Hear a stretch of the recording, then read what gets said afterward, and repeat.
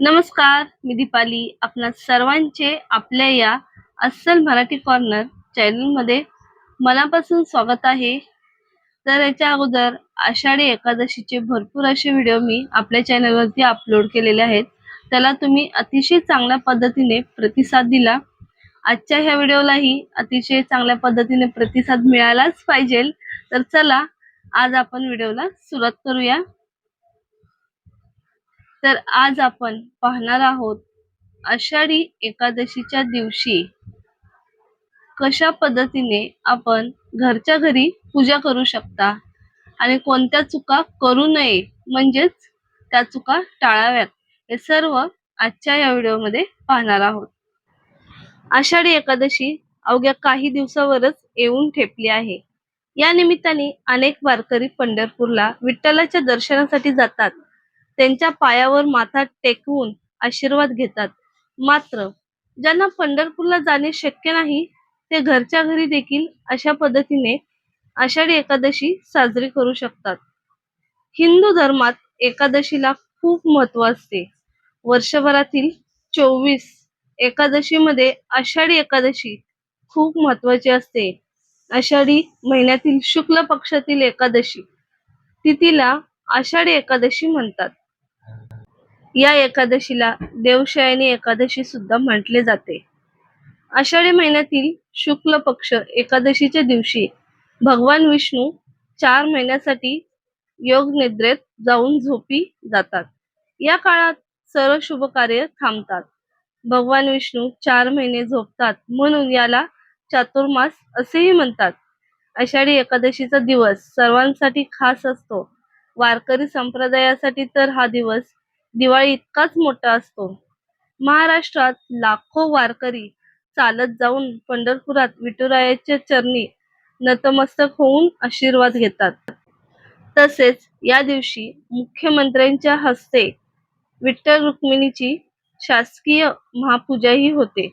पण काही असेही लोक असतात ज्यांना काही कारणामुळे पंढरपूरला जाणे शक्य होत नाही.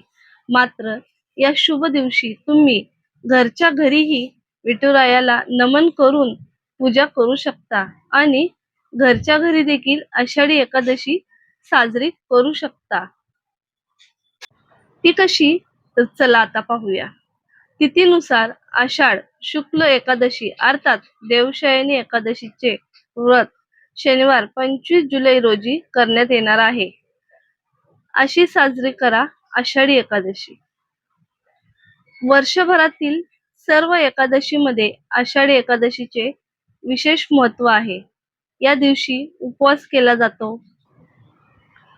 एकादशीचा हा दिवस भगवान विष्णूला समर्पित असतो. आजच्या दिवशी विठ्ठलासह भगवान विष्णूचीही उपासना करावी. सकाळी आंघोळ आटपून देवाजवळ दिवा लावावा. उदबत्ती, धूप, निरंजन लावावे. त्यानंतर मनोभावे पूजा करावी. देवांना आधी शुद्ध पाण्याने स्नान घालावे. त्यानंतर पंचामृताने स्नान घालावे. परत शुद्ध पाण्याने स्नान घालावे. स्वच्छ वस्त्राने पुसून देवांना देवाऱ्यात ठेवावे. त्यांना अष्टगंध अथवा कुंकू लावावे. पिवळी फुलं आणि तुळस व्हावी. एकादशीच्या दिवशी देवाचा उपवास असतो असे म्हणतात, त्यामुळे देवाला उपवासाच्या पदार्थाचा नैवेद्य दाखवावा. देवाची आरती करावी आणि सुख समृद्धीसाठी प्रार्थना करावी. घरच्या मंडळींना प्रसादाचे वाटप करावे. शक्य झाल्यास जवळच्या विठ्ठल मंदिरात दर्शनासाठी जावे. एकादशीच्या दिवशी पूर्ण वेळ उपवास केला जातो. या दिवशी उपवास केल्याने अक्षय फळ प्राप्त होते. एकादशीच्या दिवशी ब्रह्मचर्याचे पालन करण्याचा सल्ला धर्मशास्त्रात देण्यात आलेला आहे. एकादशीचे महत्त्व काय आहे तेही आपण आजच्या व्हिडिओमध्ये पाहणार आहोत. तर चला पाहूया. धार्मिक मान्यतेनुसार आषाढी एकादशीचे व्रत सर्व मनोकामना पूर्ण करणारे मानले जाते. या दिवशी नियमानुसार पूजा व दान केल्यास अक्षय पुण्य प्राप्त होते. या दिवसापासून चातुर्मासाची सुरुवात होते. त्यानंतर कोणतेही शुभ कार्य करण्यास मनाई आहे. धार्मिक शास्त्रानुसार या दिवशी काही काम करण्याचा सल्ला देण्यात येतो. एकादशीच्या दिवशी काही नियम सांगण्यात आले आहेत, ज्यांचे पालन केल्याने भगवान विष्णू लवकर प्रसन्न होतात. त्यामुळे एकादशीच्या दिवशी काही गोष्टी करणे टाळावे. एकादशीच्या दिवशी ब्रह्मचर्य पाळावे आणि देवाच्या मंत्राचा जप करावा. भक्तीमध्ये तल्लीन होऊन भगवंतावरची श्रद्धा व्यक्त केली पाहिजे. तामसिक पदार्थापासून दूर राहावे. देवशयनी एकादशीच्या दिवशी सात्विक आहार घ्यावा. या दिवशी चुकूनही मांस, दारू, लसूण, कांदा याचे सेवन करू नये. याशिवाय या दिवशी कोणतेही नशा करणारे पदार्थ सेवन करू नयेत. वाईट विचार नकोत, म्हणजे कोणाबद्दलही मनामध्ये वाईट विचार आणायचे नाहीत. एकादशीच्या दिवशी कोणाशीही वाईट वागू नये अथवा कोणाबद्दलही वाईट विचार करू नये. या दिवशी भगवंताच्या नामस्मरणात तल्लीन व्हावे. भगवान विष्णूची कथा ऐकावी आणि मंत्राचा जप करावा.